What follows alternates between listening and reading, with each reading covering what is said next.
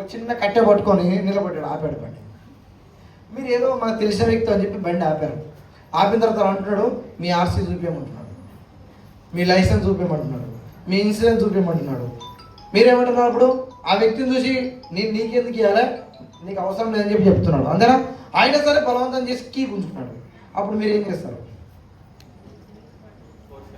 Force చేస్తారు, ఇవ్వడానికి అడుగుతున్నారు. ఏ బాబు నాకు ఇచ్చిన ఎవరు అసలు అయినా ఇవ్వట్లేదు. అతను సన్నగా ఉన్నాడు అలాగా. ఏం చేస్తారు? గొడవ వేసుకుంటారు. అయినా ఇవ్వట్లే. బలంగా ఉన్నారు కదా, తిట్టగా తాళీరా అంటారు. అంతేనా కదా? తెలంగాణ భాషలో చెప్తారు, తాళాలీరా పోయి తాళాలి అంటారు. కరెక్టే కదా? సో ఇప్పుడు అదే వ్యక్తి నెక్స్ట్ డే అనుకుందాం, లేకపోతే అదే ప్లేస్లో అదే వ్యక్తి మంచిగా పోలీస్ డ్రెస్ వేసుకొని లాఠీ పట్టుకొని క్యాబ్ పెట్టుకొని మీరు అదే విధంగా వెళ్తున్నారు. అతను కూడా సన్నగా ఉన్నాడు అలాగా, ఇంకా నాకంటే సన్నగా ఉన్నాడు. ఇప్పుడు వెళ్ళి లాఠీ పట్టుకొని ఆపాడు బండి. మీరేం చేస్తారు? బండి ఆపారు. ఇప్పుడు అడుగుతున్నాడు, ఆర్సీ ఇస్తారా లేదా? ఇప్పుడు అడుగుతున్నారు, ఏంటి ఇన్సూరెన్స్ ఇస్తారా లేదా? ఓకేనా? ఇప్పుడు హెల్మెట్ లేదంటున్నాడు, ఫైన్ వేస్తా అంటాడు. సార్ ప్లీజ్ అంటున్నారు, అంటమా లేదా? ఇప్పుడు కొడతామా? ఆయన కీ ఉంచుకున్నాడు, కొడతామా? 100 సార్లు అంటే ఎక్కువ చేస్తామని చెయ్యం. ఎందుకో? థ్యాంక్ యూ సార్ కోసం, సార్ కోసం ఇట్లా ఎందుకోసం? అక్కడ అదే మనిషికి వాల్యూ చేతిలో వచ్చారు. అతను వేసుకున్న డ్రెస్తో, అతను వేసుకున్న డ్రెస్ ఓకే, అతను వేసుకున్న డ్రెస్ కోడ్కి వాల్యూ ఇచ్చాం. అంతేనే కదా? అతను ముందు రోజు వేసుకున్న డ్రెస్కి వాల్యూ ఇచ్చామా? మన వాళ్ళు ప్లాన్కి వెళ్తారు. ఎట్లా వెళ్తారు తెలుసా? ఆయనకి జేబు ఉంటుంది కదా, ఇది జినిగిపోయి ఉంటుంది. ఇంకో కాండం పెట్టుకొని అందరూ సేఫ్టీ పిన్ పెట్టుకొని ప్లాన్కి వెళ్తారు.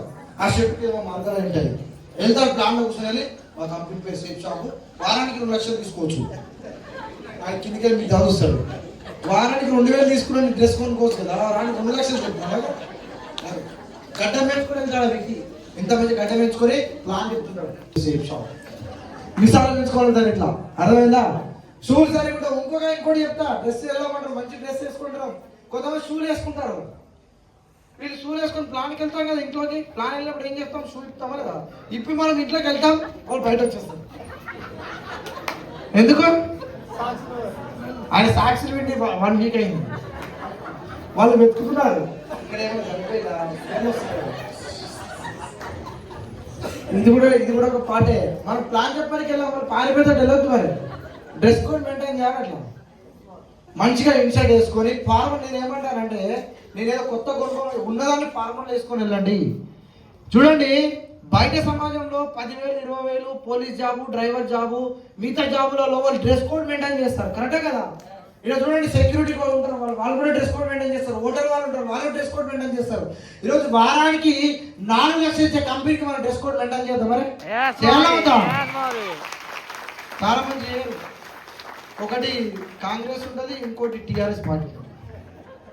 కొంతమంది ఇక్కడ కూడా వేసుకొచ్చి ఉంటారు, సూట్ కూడా చూస్తుంటారు. పాయింట్ వేరే ఉంటుంది, షూస్ ఉంటాయి. ఆ షూస్ పాలిష్ ఉండదు, అర్థమవుతుందా? గోర్లు ఇంత గోర్లు పెంచుకుంటారు. ఇంత పెద్ద గోరు పెంచుకుని ప్లాన్ చూపిస్తున్నాడు ఆయన. ఆ గోరు మీద ఉంటుంది, ఆ గోర లాగా. ఎంటికైతే కూడా ప్లాన్ చెప్పాలా, ఎంటికలు ఇట్లా అనుకోవాలా? ఎవరు వచ్చిందా సార్? అంతే కదా? కరెక్టే కదా? సామెదాస్ అట్లే వచ్చాడు స్టార్టింగ్ వీడియో. ఆయన కూడా నేను ఇట్లే గడ్డం వేసుకోవాలి, గడ్డం వేసుకోవాలి అన్నీ అంటున్నాను. సో చూడండి, ప్రొఫెషన్ చేస్తున్నాం మనం, బిజినెస్. కరెక్టే కదా? డ్రెస్ కోడ్ నేను సూట్ వేసుకొని వెళ్ళమని చెప్పట్లేదు. టై కొట్టుకే ప్లాన్కి వెళ్ళినప్పుడు ఫార్మల్ డ్రెస్, తక్కువ షూ కూడా దొరుకుతాయి, కొద్దిగా సాక్స్ కొద్దిగా క్వాలిటీ దొరుకుతాయి. క్లియర్? సేవింగ్ చేసుకోండి, నీట్గా మంచిగా గోర్లు తీసుకోండి. ఇవి ఏం రావు. రేపు పొద్దున డైమండ్ అవ్వండి, గడ్డలు పెంచుకోండి. ఇట్లా అంటుంటే వారానికి 2 లక్షలు పడుతుంది. అలవాటుందా? అప్పుడు గోర్లు పెంచుకోండి, ఎవరు అడిగారు?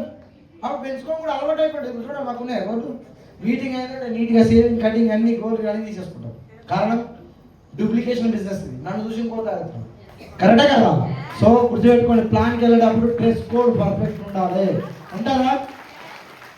ఈ విషయంలో మీరు 100% అక్కడ వ్యక్తి కంపెనీ ఈ డబ్బును చూసి నమ్మనండి. ఫస్ట్ ఈ స్టైల్ బయట బాగుంటేనే ఇన్నర్ బాగుంటుంది.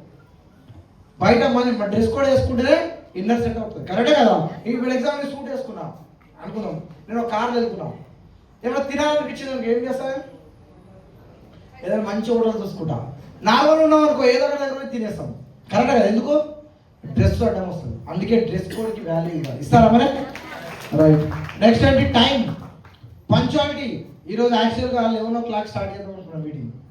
నాకు లాస్ట్కు నైట్ ఎన్ని గంటలకు ఇచ్చారు? ఇప్పుడు అనుకుంటారు ఎప్పుడు అయిపోతుంది రా బాబు, ఎప్పుడు ఇంటికి వెళ్దామా అనుకుంటున్నారు. ఉంటాయి కొంతమందికి కరెక్ట్గా. ఎందుకు బోర్ అయిపోయింది నాకు మైండ్. ఎందుకు మీరు లేట్ రావడంతో కొంతమంది టైం వచ్చారు, ఒక్కరు ఇద్దరు లేట్గా రావడంతో అందరి కోసం మీటింగ్ ఆపాల్సి వస్తుంది. అలా ఇక్కడ ఏమంటున్నా అంటే మనం బయట ప్లాన్కి వెళ్ళేటప్పుడు ఒక్కరి దగ్గర టైం వేస్ట్ చేస్తే లాస్ట్కి వెళ్ళే ప్లాన్ మిస్ అయిపోతుంది. మీరు చెప్పండి, ఈరోజు మీరు 10 ప్లాన్లు చెప్పాలి, 9 మంది మీకు నో చెప్పేవాళ్ళు ఉంటారు, లాస్ట్ 10వ వ్యక్తి డీడీ ఇచ్చేవాడు. ఆ వ్యక్తి దగ్గర మీరు వెళ్ళలే, ఏమవుతుంది? తెల్లారి ఎవరి దగ్గర జాయిన్ అయిపోయాడు రాత్రి.